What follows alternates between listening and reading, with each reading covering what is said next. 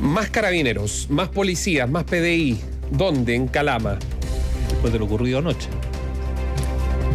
Aquí hay un asunto de fondo, que es una legítima duda que uno puede tener después de ver, por ejemplo, cómo el Estado, porque esto ya trasciende incluso a un gobierno, son decisiones que toman las autoridades con lo que tienen sobre la mesa, nos imaginamos que es así, que es un poco el fenómeno aduanas, desvestir un santo para vestir otro. ¿Qué recursos tiene el Estado en materia de seguridad?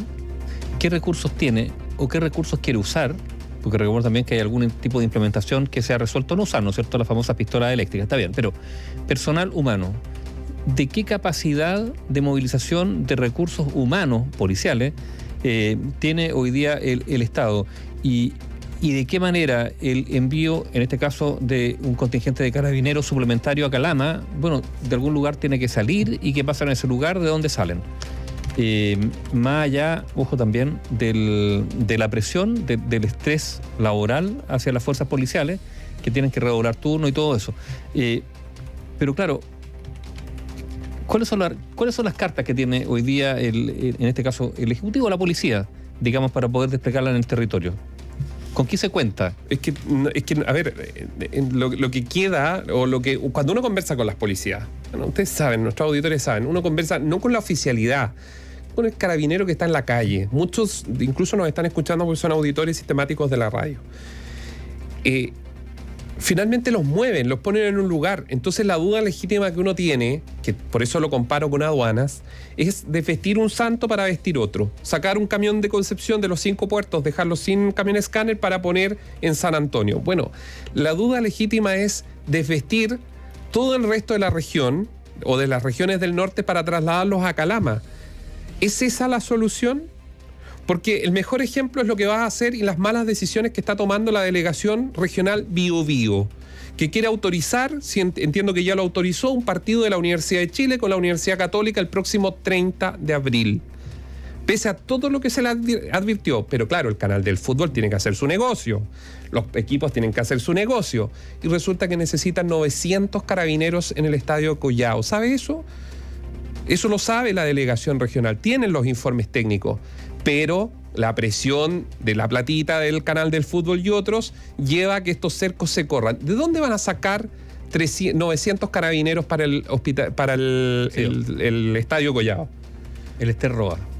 Ya, ¿de dónde van a sacar los 900 carabineros? Que respondan las autoridades, el delegado subrogante, que entiendo que él ha estado en las reuniones porque la delegada está de vacaciones, Humberto Toro. Que responda Humberto Toro. ¿De dónde va a sacar los 900 carabineros para esos turnos? Porque si Humberto Toro va a decir que va a sacar de las ciudades que están contiguas al Gran Concepción, entonces con legítimo derecho esos alcaldes podrían en este minuto empezar a llamar a movilizarse. ¿Por qué le van a sacar los carabineros a ellos que también tienen urgencia? Los Ángeles, por ejemplo, la capital de la provincia del Biobío, tiene una urgencia en materia de seguridad hoy día. Tal como Calama, tal como Valparaíso, tal como San Antonio. Entonces, es... Claro, pero Néstor, pero mira lo que tú dices. Hay urgencia y podríamos nombrar prácticamente todas las ciudades de Chile con urgencia en seguridad. Entonces, está bien, la dotación policial es relevante, pero aquí hay una falla también más estructural. A ver, porque yo entiendo a la gente de Calama y se requiere probablemente más policías, pero la solución no son más policías. O sea, aquí hay un problema estructural donde, y yo insisto en hablar del Estado más que de los gobiernos, porque las responsabilidades aquí son bien compartidas. El tema fronterizo, el tema del lavado de activos. A ver, el crimen organizado funciona sobre la base del dinero. A ver, lo que buscan es lucrar. ¿Cómo? Con dinero mal habido. Y ese dinero en algún momento tiene que legalizarse. Eso se llama lavado de activos. En Chile, o sea, se habla de un país a esta altura exportador de drogas relevante hacia Europa, y no hay ninguna operación de lavado de activos relevante que haya sido desbaratada. Entonces, hay un problema estructural en el enfrentamiento de estas bandas criminales. El último elemento son las policías, y probablemente, claro, los ciudadanos quieren tener a los pocos policías que sienten o que ven en sus barrios, que no se los quiten para llevarlo a un estadio. Cierto. Pero en el plano más profundo, de largo plazo, incluso preventivo, ¿qué se ha hecho? Lo que hablamos siempre, pues, Néstor, ¿se comparten los datos?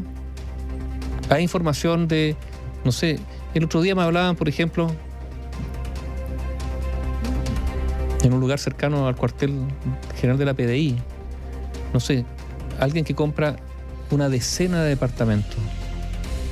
¿Se investigan esas compras? ¿Se busca el origen de ese dinero? Porque el servicio de impuesto interno a veces es muy, muy duro respecto, no sé, a un pequeño comerciante, si no dio la boleta, etcétera, etcétera.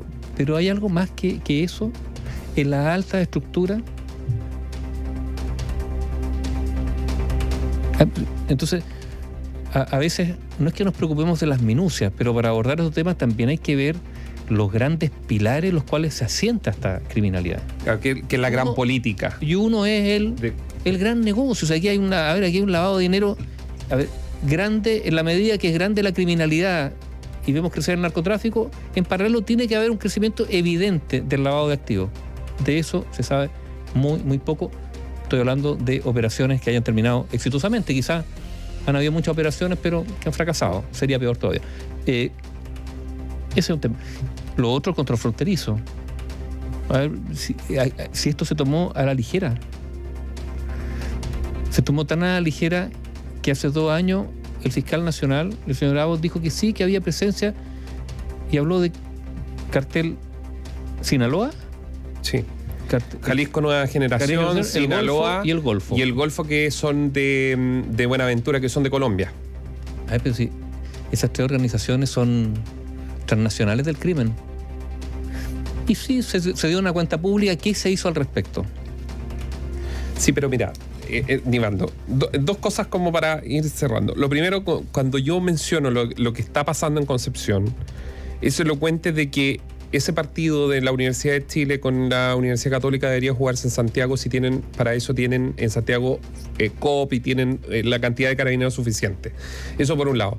Segundo, se deben hacer caso a los informes policiales. O sea, está bueno ya que la presión de ya sea el canal del fútbol o otros que puedan llamar por teléfono, porque a esa presión es la que me refiero, si llaman por teléfono para que sí los partidos se hagan o los compromisos que puedan tener pactados ciertos clubes con ciertos estadios municipales, que eso se tome en cuenta la visión de Carabineros. Si Carabineros dice que no tienen porque están prácticamente todas las fuerzas en la calle con los planes que ha anunciado el gobierno, ¿de dónde se puede sacar? Eso es punto 1. Segundo, tú mencionabas sobre la gran política. ¿Tiene el espacio o han tenido espacio los últimos gobiernos para tener equipos que sean competentes, como una especie de Pepe Grillo, que no vean el día a día, sino que vean más adelante para tomar buenas decisiones y no en caliente, en el momento, en esta técnica como del delivery entre ir y buscar? Bueno, esto lo comentamos fuera de micrófono con Néstor. ¿En qué sentido? Si uno mira la urgencia, ¿no es cierto? La balacera aquí, el incidente allá, una ministra que se va, el que lo reemplaza, las declaraciones, el exabrupto del presidente Boric, digamos, retando a un camarógrafo, no entendiendo su rol frente a la prensa, no entendiendo su rol. Él no es Gabriel Boric, es el presidente Boric. Ojo con eso. Entonces, claro, en la política hay un consumo de energía gigantesco por estos vericuetos que tienes que enfrentar. Y uno se pregunta, ya, ¿y los grandes temas, las negociaciones o las conversaciones o las propuestas para el mediano o el largo plazo, ¿a dónde quedan? ¿En qué momento están? Yo me preguntaba en qué momento, no sé, los parlamentarios son capaces, por ejemplo, de sentarse reposadamente a ver un proyecto de ley, a verlo en su mérito, o proponer algunas iniciativas pensando en 5 o 10 años más. ¿Hay espacio para eso? Yo no lo sé, quizás lo haya. Da la sensación que no. Y nos recordábamos de gobiernos anteriores. Hoy día se cumplen 7 años de la muerte del presidente Patricio Aylwin. Así es, 7 años. Ha pasado el tiempo, ¿eh? Y uno, y claro, para algunos esto es arqueología, pero uno recuerda los equipos que se constituyeron en torno a estas figuras presidenciales con la urgencia que había. Pinochet seguía siendo comandante en jefe, habían senadores designados, o sea, el camino era muy, muy estrecho, pero se constituían equipos que eran capaces de pensar en el mediano y largo plazo. Puede que no hay que estar de acuerdo con las políticas que ellos implementaron, no estoy diciendo eso, sino que estoy diciendo que fueron fruto de reflexiones profundas, de a eso voy. Perdón, Donde había capacidad de hacer una pausa. Y decisiones que se materializaron en gobiernos que vinieron después. Después, pues, el círculo de hierro de Eduardo Frei Montalva, uno podrá estar de acuerdo o no, pero habían esas instancias. Con Ricardo Lagos, el segundo piso, con personajes que ni siquiera aparecían públicamente. Pero con luces y sombras como todos. Pero lo que estamos hablando es que esas luces... Que se generaban espacios, digamos, para una reflexión que iba más allá del día a día. En los últimos 16 años... Hoy día no sé si eso está, quizás está. Pero... Es que en los últimos 16 años pareciera que esos segundos pisos eran mejores o los tenían para hacer minutas que nadie leía. Néstor, o quizás cambió en el sentido que la política se hizo más voluble, dinámica, del momento, más por redes que por otra cosa. Y además fueron gobiernos que se vieron debilitados, fueron gobiernos cada vez más débiles. Eso también es cierto. Entonces que navegaban, sí, pero que eran mucho más sensibles a los vientos dominantes, pues, y pegaban unos bandazos para allá, soplar el viento para allá. Sí, con un timón más débil, una quilla más chica. Sí, pero los que seguían o estaban incluso en el día a día con los presidentes de la República, yo creo que eran personas que tenían... Mira, no idealicemos el pasado. Yo no estoy idealizando el pasado, pero... Puede que incluso en esos espacios se han tomado muy malas decisiones. Lo que yo estoy diciendo es que sí había una preocupación por en el momento detenerse para resolver cuestiones que se sabía que iban a tener un impacto en el mediano y largo plazo. Eso sí.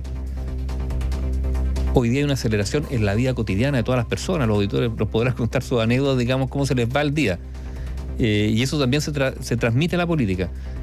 Pero a veces falta el espacio, y habrá que construirlo, digamos, tendrán que construirlo los partidos. Bueno, los partidos. Los partidos hoy día no existen, si ese es el otro tema, digamos. La vida partidaria es mínima. No digo que no existan. Se han reducido muchísimo en cuanto a su vida partidaria. No estoy hablando de militantes, estoy hablando de la capacidad de reflexionar, de proponer. Entonces así es bien difícil. Entonces estamos ante un déficit. Yo creo que hay un déficit político, y la política es muy muy importante porque marca caminos. O a veces se ve enfrentada la política a una balacera, como la de anoche en Calama, y tiene que reaccionar. Y reacciona a la balacera, pero porque la política ha omitido reaccionar ante estos fenómenos mucho más gruesos de la inseguridad que les pasan por el lado y que yo no sé por qué no abordan. Entre otros, vuelvo a hablar del lavado activo.